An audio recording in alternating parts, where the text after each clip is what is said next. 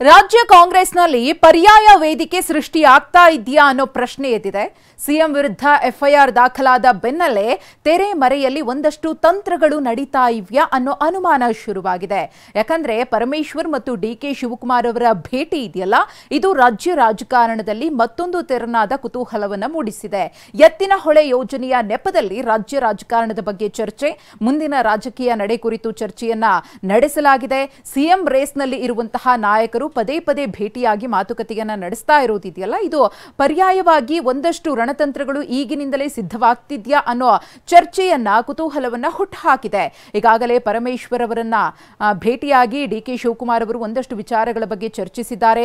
ಈ ಹಿಂದೆ ಸತೀಶ್ ಜಾರಕಿಹೊಳಿ ಅವರನ್ನ ಕೂಡ ಭೇಟಿಯಾಗಿದ್ರು.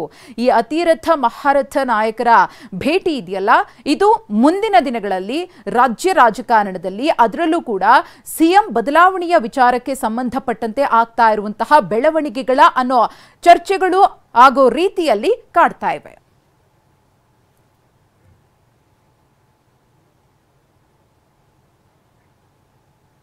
ಇನ್ನು ನಾವು 136 ಶಾಸಕರು ಕೂಡ ಒಗ್ಗಟ್ಟಾಗಿದ್ದೇವೆ ಅಂತ ಸಿಎಂ ಡಿಕೆ ಶಿವಕುಮಾರ್ ಅವರು ಮಾತನಾಡಿದ್ದಾರೆ. ಏನೇನು ಹೇಳಿದ್ರು ನೋಡೋಣ. ಇಬ್ರೇನು 136 ಜನ ಒಟ್ಟಿಗಿದ್ದೀವಿ. ಅಧಿಕಾರಿಗಳು ಯಾರು ಇರಲಿಲ್ವಲ್ಲ ಸರ್, ಯಾವ ಅಧಿಕಾರಿ ಆಗ್ಬೇಕು? ನಮ್ಗೆ ಯಾವ ಅಧಿಕಾರಿನೂ ಬೇಡ. ಪರಸ್ಪರ ಒಪ್ಪಂದ ಏನಾದ್ರು ಯಾವ ಅಧಿಕಾರದ ಇದು ಇಲ್ಲ, ಏನು ಇಲ್ಲ. 136 ಜನ ಒಗ್ಗಟ್ಟಾಗಿದ್ದೀವಿ, ಆಯ್ತಾ. ಒಬ್ಬ ನಾಯಕ ಅಂತ ಅಂದಮೇಲೆ ನಾಯಕಂಗೆ ಯಾವ ಅಧಿಕಾರಿನೂ ಬೇಕಾಗಿಲ್ಲ. ಅಲ್ಟಿಮೇಟ್ಲಿ ನಾವು ಆಲೋಚನೆ ಮಾಡ್ತೀವಿ, ಚರ್ಚೆ ಮಾಡ್ತೀವಿ, ಅಭಿಪ್ರಾಯ ಕೇಳ್ತೀವಿ. ಒಬ್ಬ ಮಾತಾಡೋನು ಒಬ್ಬನೇ, ಡಿಸಿಷನ್ ಕೊಡೋನು ಒಬ್ಬನೇ. ನೀರು ಬರಬೇಕು ಅಂತ ಹೇಳಿ ನಾನು ಹೇಳಿದೆ. ಅದಕ್ಕೆ ನಾನೇ ಬರ್ತೀನಿ ಮಾತಾಡೋಣ ಅಂದ್ರು, ಬಂದಿಂದೆ.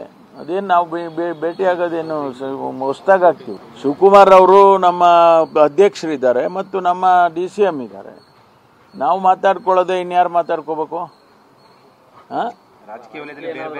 ಎಲ್ಲ ಆಯ್ತಪ್ಪ, ಯಾವ್ದು ಏನಾರಾಗ್ಲಿ ನಾವು ಮಾತಾಡ್ಕೊಳ್ಳೋದೆ ಯಾರು ಮಾತಾಡ್ಕೋಬೇಕು? ನಮ್ಮ ಸಮಸ್ಯೆಗಳ ಬಗ್ಗೆ ನಾವೇ ಚರ್ಚೆ ಮಾಡಬೇಕು. ನಮ್ಮ ಕೆಲಸ ಕಾರ್ಯಗಳಾಗಬೇಕಾಗುತ್ತೆ. ಅದಕ್ಕೂ ಈಗ ಅವರು ಒಂದು ಎಕ್ಸ್ಪ್ರೆಸ್ ಕೆನಾಲ್ ಅಂತೇಳಿ ಗುಬ್ಬಿಯಿಂದ ಕುಣಿಗಲ್ಗೆ ಮಾಡಕ್ಕೆ ಅಪ್ರೂವ್ ಆಗಿದೆ. ಅದನ್ನು ಕೆಲಸ ಪ್ರಾರಂಭ ಮಾಡುವಾಗ ಅಲ್ಲಿ ಎಲ್ಲ ಬಂದು ತಡೆದಿದ್ರು. ಅದ್ರ ಬಗ್ಗೆನೂ ಚರ್ಚೆ ಮಾಡಿದ್ವಿ. ಅದಕ್ಕೆ ಅವರೇ ನೀರಾವರಿ ಸಚಿವರೇ ಒಂದು ಸಮಿತಿ ಮಾಡಿದ್ದಾರೆ, ಟೆಕ್ನಿಕಲ್ ಕಮಿಟಿ. ಅವರು ವರದಿ ಕೊಟ್ಟ ಮೇಲೆ ಮುಂದುವರಿಯುತ್ತವೆ.